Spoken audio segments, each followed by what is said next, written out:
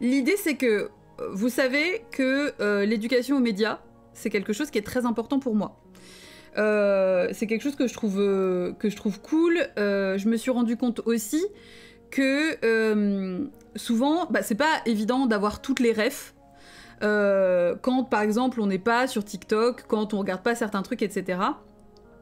Et je me suis dit que c'était cool de faire en fait un jeudi soir, enfin le jeudi soir dédié à des reacts de vidéos sur des trucs, soit des trucs qui sont viraux, soit là par exemple ce soir, ça je vous le dis direct histoire que vous arrêtiez de tourner en rond et de vous taper contre les murs. Ce soir j'ai sélectionné 2 vidéos, une de 30 minutes, une de 40 minutes, sur en gros les vidéos d'influenceurs, influenceuses, de restock de frigo, de bombes de bain, de trucs comme ça, etc. C'est-à-dire toutes les petites vidéos qu'on voit sur TikTok qui sont en mode bien-être, en mode cocooning, etc. machin.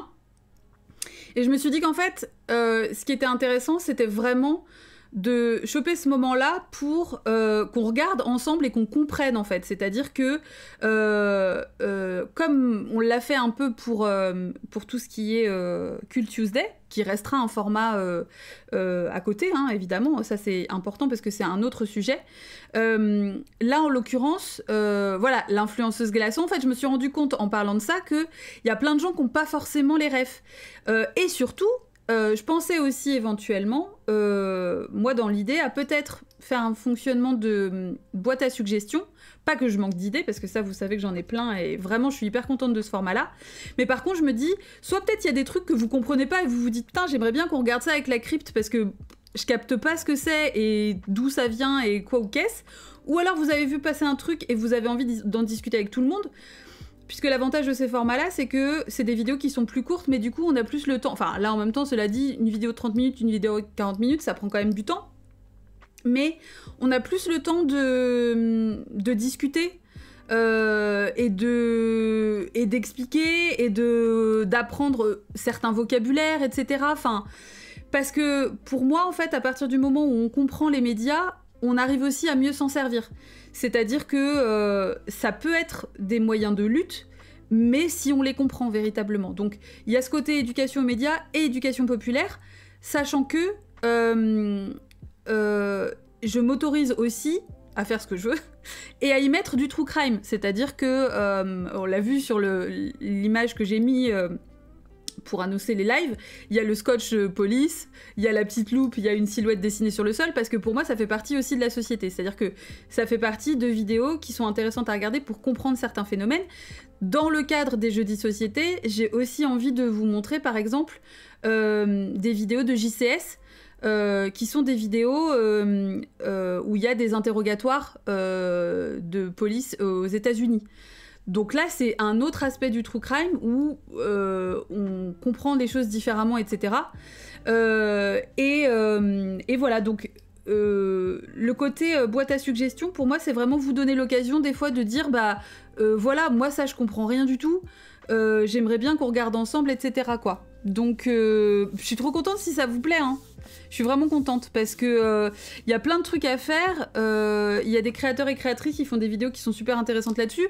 Ça peut aussi être par exemple être des vidéos sur les phénomènes de roleplay sur TikTok, etc. Ce genre de trucs où c'est un peu malaise, mais où c'est intéressant de déconstruire ça et un peu de comprendre. Aussi, par exemple, ce que je ferai dans un prochain épisode, c'est tous les phénomènes de rage bait. Parce que je trouve que c'est important, on n'en parle pas forcément toujours suffisamment, mais qu'est-ce qui va générer du clic, qu'est-ce qui va énerver, qu'est-ce que vous allez repartager, etc., qui va devenir viral, alors qu'à la base, c'est de la merde. Bah ça, c'est pareil. Je trouve que c'est important d'en parler, de montrer comment ça fonctionne, sur quoi ça se base, qu'est-ce que ça active chez nous, et justement d'essayer de pas nourrir ce truc-là, quoi.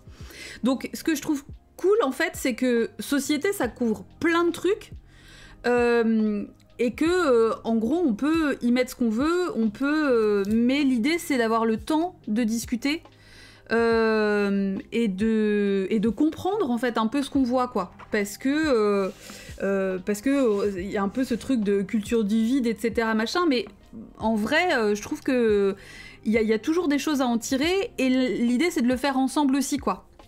Donc j'ai envie de parler et d'analyser ces vidéos avec vous. Ah oui, voilà, plutôt que de juste les voir toutes seules, de juste trouver ça nul et ennuyeux de passer à autre chose. Bah ouais, c'est ça, c'est-à-dire que je trouve que c'est important parce que souvent, en fait, on le voit de toute façon, hein, ça appelle à d'autres phénomènes, ça répond à d'autres trucs, et ça se répercute sur plein de choses. Donc moi, je suis trop contente, parce qu'en fait, ça sera pas que du true crime, ça sera pas que... Enfin voilà, ça sera plein de choses. Et l'idée, c'est qu'on participe toutes et tous ensemble, quoi. En fait, je trouve ça grave mieux que les FCLA, qui était très cool aussi. L'idée, c'est pas de cracher sur le format maintenant que c'est fini, etc. J'ai trouvé ça très très chouette.